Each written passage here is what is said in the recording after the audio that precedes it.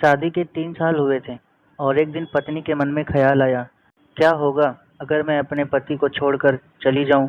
पति का रिएक्शन क्या होगा? फिर वह क्या करेगा?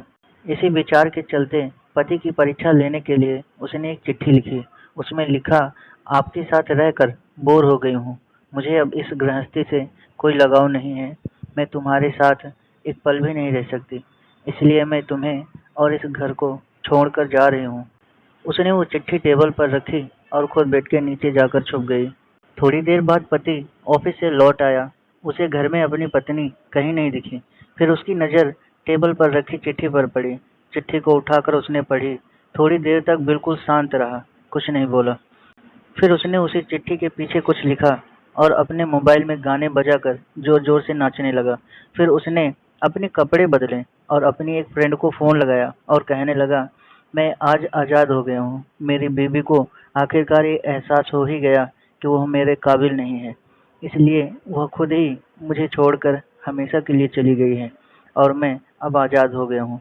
तुमसे अभी सामने वाले बगीचे में मिलना चाहता हूँ। फटाफट वहाँ आकर मुझे मिलो। ऐसा कहकर पति घर से बाहर निकल गया। दोनों आंखों में आंसू की धारा लिए पत्नी बेड के नीचे से बाहर निकली। उसके हाथ थर-थर कांप रहे थे। कांपते हाथों से उसने टेबल पर रखी वो चिट्ठी उठाई, पढ़ी, जिसमें पति ने लिखा था, अरे पगलेट, तुम्हें तो ठीक से छिपना भी नहीं आता। बेड के नीचे से तुम्हारे पैर दिख रहे थे। तुम जल्दी से गर्मा गर्म चाय बनाओ, मैं सामने की दुकान से बिस्किट लेकर आता हूँ। मेरे जीवन में खुशी तुम्हारे आने से है। आधी खुशी तुझे सताने में है और आधी तुझे मनाने में। आखिर लास्ट में तो हम दोनों ही साथ रहेंगे ना। कभी हम झगड़े, एक दूसरे की टांग खींचें, एक दूसरे को बुरा भला कहें, फिर भी एक दूसरे पर दादागिरी करने के लिए लास्ट में हम दोनों ही होंगे ना।